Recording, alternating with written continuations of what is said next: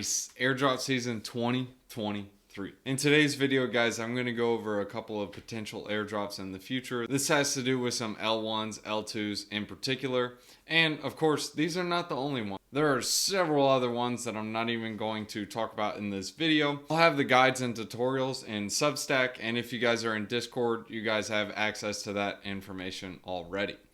So let's go ahead and get into this. In general, this is going to be a quick and short video, but this is just going to be a couple of rules for airdrop season and a couple of things to look for and where you guys should go to learn more about airdrops. That's kind of why I call it airdrop season 2023, mainly because next year is 2023 and we've already had a couple of airdrops previously. We have one going on right now. This one's called Blur. So if you guys were trading a bunch of NFTs and whatever, you guys can actually go ahead and claim that on Blur Network.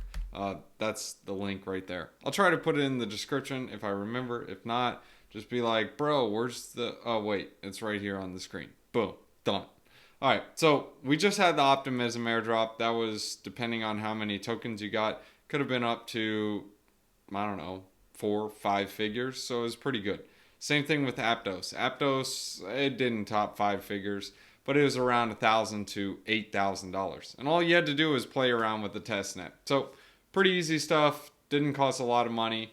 And the same thing with these guides I'm going to attach in Substack. Probably tops for one of the chains, which is going to be Starknet, maybe, I don't know, 20 bucks.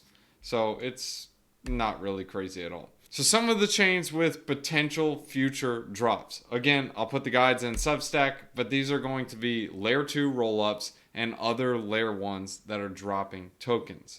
So you're going to have some like Zeta Chain, Starknet, ZK Sync, Arbitrum, just to name a few. Oh, Sui, Quai Network, Layer 0. These are some other ones as well. Now, again, like I mentioned in the beginning of this video, there will be other chains that do this as well. Most airdrops are used as an incentive to bring new users over. This does also bring out some additional concerns of having tons and tons of different chains.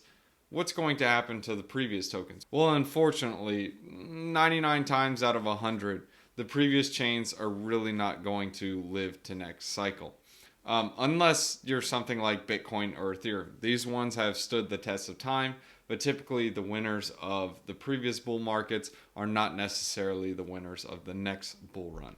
Of course, time will tell. We'll see what happens, but just keep it in mind. And again, the guides will be on Substack, and I'll share more on YouTube, and there's other guides in the Discord if you guys are in there already. There's just too many to keep up with and write on. So here's some rules for airdrop hunting. If you're signing any transactions or are in doubt, use a junk wallet. If you're extremely confident on something and know it's going to be going well, use a junk wallet. You always use junk wallets. Now, a junk wallet can have like 500 bucks or it could have 100 bucks.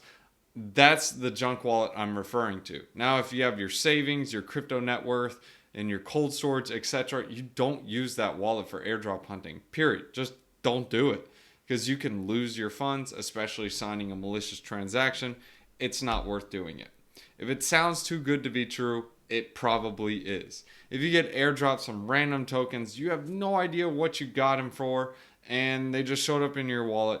Don't be like, oh, whoa, they're worth thousands of dollars. Let me go send this out on Uniswap and trade it for some stable coins. Well, you have to be careful with that. Sometimes those contracts under each of those tokens, it's actually a malicious code.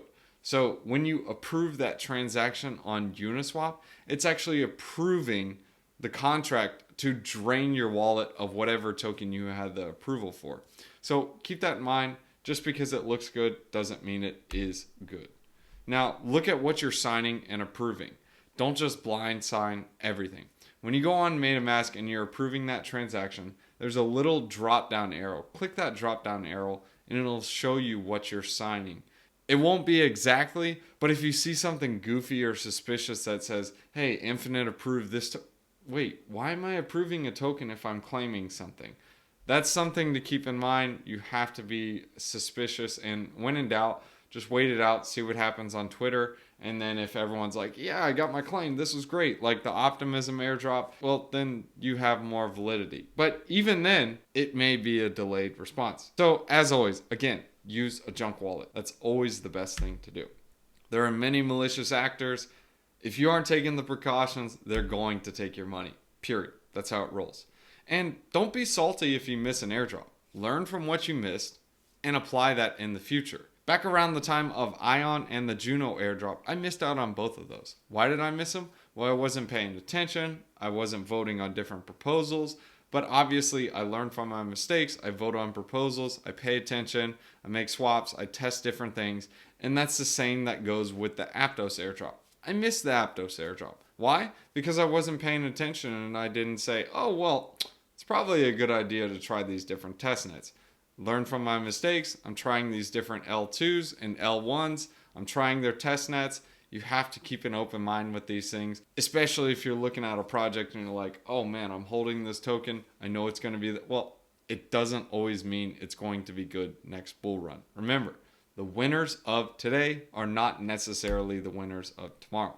It's not saying they won't be, but just something to keep in mind. Lastly, join Telegram groups that monitor and follow different airdrops.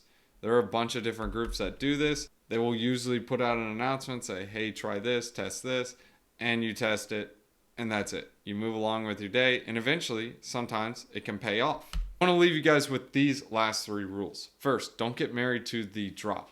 Almost every time, the token will act like a yield farming token. It will just die down and go down like that.